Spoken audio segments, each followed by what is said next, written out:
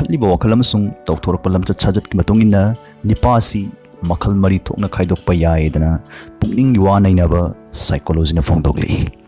Nipah मचा हाइबा अमा सानरोय हाइबा अमा चममनब निपा हाइबा अमा दायित्व लैबा निपा हाइबा अमा मखुई मरिसनी अहानबदा निपा मचा मसिगुम्बा निपासी मसागी चहीगा चानदब हाइबा लैतना चही फना यामलफाव निपा मचा अमगुम अदुमक लैगनी अहन ओइबा हाइबसिगा हनुरकपा हाइबसिगा से कोइना तोंगान तोंगान खेनना लौगदबनी हाइदी हनुरकपा हाइबसदी सुंसोय सोइदरबनी अदुबु इसागी चही फना यामजरगसु अहन ओइबा हिद्रगदी इमुंग मनुंग मही लांगनी खना चैनब तोइगनी लाइबक थीबदगी सीखिनाखिब थोक्त्रगदी मिपुंग खुदेमक हनुरकनी अदुबु लैबाक समाज की चन्नबी इसागी अफफत खंगना मतमगी यावलदा याउद्रबा चहीगा चानबा वखल खंद्रबनी पादुदी फनसु हनुसनु मतुगी मचागी दायित्व इरौ लौरमदना निपा मचा अमोइना सीखिगनी असिगुम्बा निपासना मागी नुपीना करी पामली मागी मचाना करी पामली हाइबसिफाव निंथि नुंगाइना खंगलोय असिगुम्बसि लैबना वाखल खनबा फिरेप लौबा दायित्व पुबगी थबकसी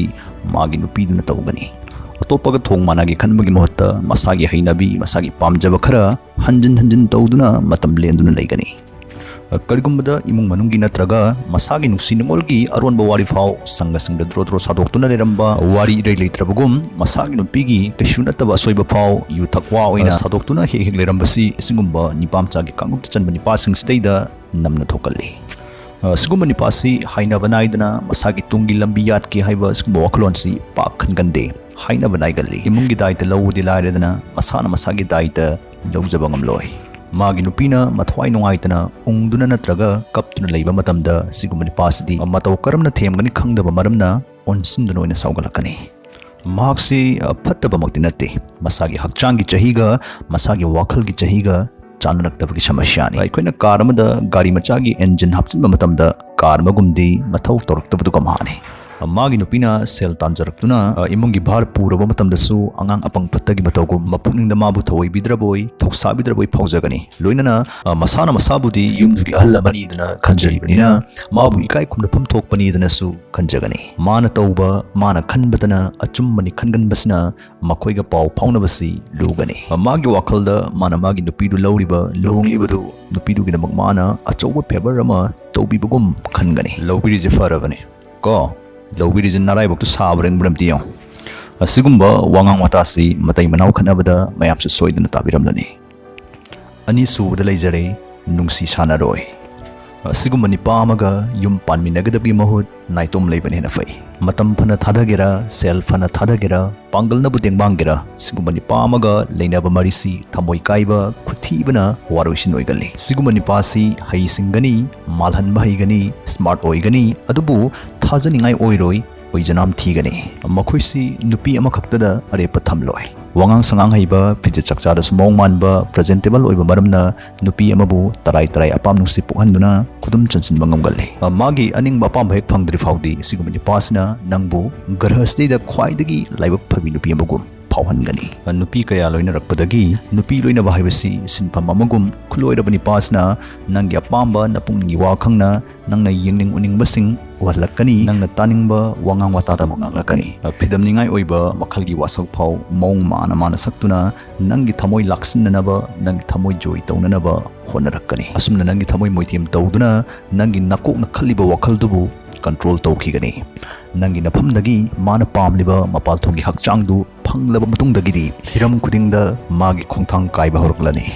मागी खोंथांग काइरकपा नफमदगी लापथोक होरगे खलकपगी इंगित ओइना अहानबदा मागी चिनगा खुदका चानदबा होरकनी मतम सोइरकपा मतम काइथोरक्तबा होरकलनी नंगना असोइबा अरानबा अमत्ता तौरुद्रगसु मागी लमचत्ती असुम होंखिगनी नफमदगी असुम तामखिगनी नंगुम नुपी कया अमगसु सरुक यामिनगदबा मरमना सानरोय अमगी मफमदा फंगलिबा मतमसी तेनगनी लिमिटेड ओइगनी मसीमकनसु इचम चमजबी नत्रगा सिंगबा यौदबी नुपी अमददी सिगुम्बा निपासिबु रिजर्व ओइबा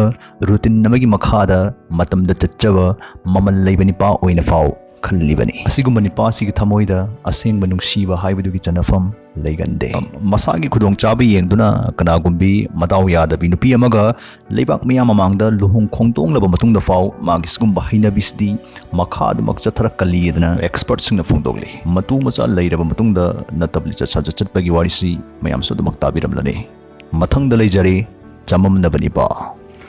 सिगुम्बा निपासिना मुक मसाना मसागी अपाम फाव निंगथीना खंगजरोय नुक्सी नुंगोल मरी हाइबसी थोंग अमगुम्बनी मसदैदा मयामना तौनरिसी थोंगसिगी मनुंगदा चंगसिनबा नत्रगा थोरकपा मदि अदुम तौनै अदुबु सिगुम्बा निपासदी मखोंग नामना थोंगसिगी मनुंगदा थागनी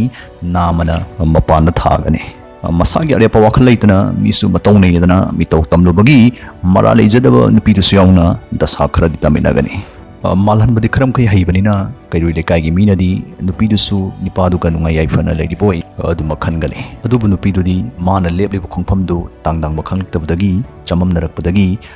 नुंगाइफम खंगदना अयाम मतमदा नुंगसुक नुंजानदुना लेगनी असिगुम्बा मसागी अपाम्बा मसाना चटकदबा लंबी फाव खंगजदबा निपासिगा Khanna चैनबा थोक्तुना नत्रगा निपासिगी मकोक्सी सेमदोकपा याररोय खंगलक्पदगी नुपीसना काइनरसी लापथोकनरसी हाइरुरगसु अत्यथरक्तुना माबु नुंगसिबिनबा माबु ngakpinaba mabu thajabinaba adugumba anawonawa wasakya sakselakani aduga ngaihakki matungdana magi hana hanagi dum mamong matawdudaida amu hanjinkhigani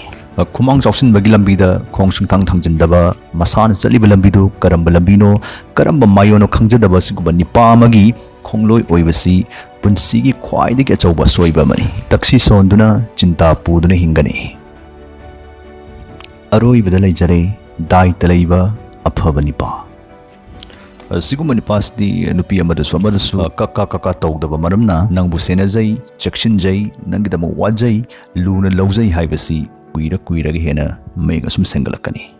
हाइनबा नाइदना नंगी मतम मतमगी दरकार ओइबसिंग खंगन लाकन बाइदो ओइगनी नंगना मरम अमा हेक्तगी वाखल सोन्थबा नथवाई वाबा मतमदा नंगना हाइजबा पुंबा ताबिगनी सपोर्ट तौबिगनी सैसु ओइगनी असोइबा तोरमलमक्सु माना नंगबु हंजन हंजन ngakpigani माना नंगबु फत्तना खनबा हित्रबगुम लोइनबिगनी नंगी अफबदि सिंथागनी नंगी हौख्रबा वारी पोपथोकलोय अयामा मतमदा हाइदोक्किबा वांगांगलक्कनी चिनगा खुदका चानाबाइदु ओइगनी असिगुम्बा दाइता लैबा निपासिंगसी पाक वासक्कनदे थबकना उत्कल्ली पेपा पेपा वासक्कनबसिंगसी वासक ngakande वासक यामनखिबना काउथोखिबसु कोंगाइनी असिगुम्बा दाइता लैबा अफबा निपासिंगसिगी मफमदगिदी नुंगसीबा हाइबसी नीरुद्रगसु इफंगदा फंगबा हाइबदु ओइगनी नंगी अवानुंगाई अनिमक्सु माना सरुक याबिगनी नुंसी नुंगोलगी मरीदा नोंग फदोक खना चैनबा हाइबसी सोइद्रबनी अदुबु सिगुम्बा निपासदी मसानबु लानबो ओइरमलगदी सोइख्रे लानख्रे ngakpiudana mathmoi shengna haijarakkani nangbu themjinbigani hiram amhektagi wa tanabada nangbu su khanghalakani nangi wasu tabigani sel pangpai paijadragasu leijaba khradu magi nupida magi machada share tokthok laga mapukningi apen baidu oigani loisilakpasda haijaning wafamdi चटनबा याबा लौसिंग ज्ञान तानसिनजरक्तुना मसागी अफफत खंगलक्तुना असोइबा चुमथोकलगे खंजरक्लगदी अहान कोनगी वाना नागता थमख्रगा मिपुंग खुदिमक दाइता लैबा अफबा मियोइबा अमा ओइरक्पसु ओइथोक्तबदि नत्ते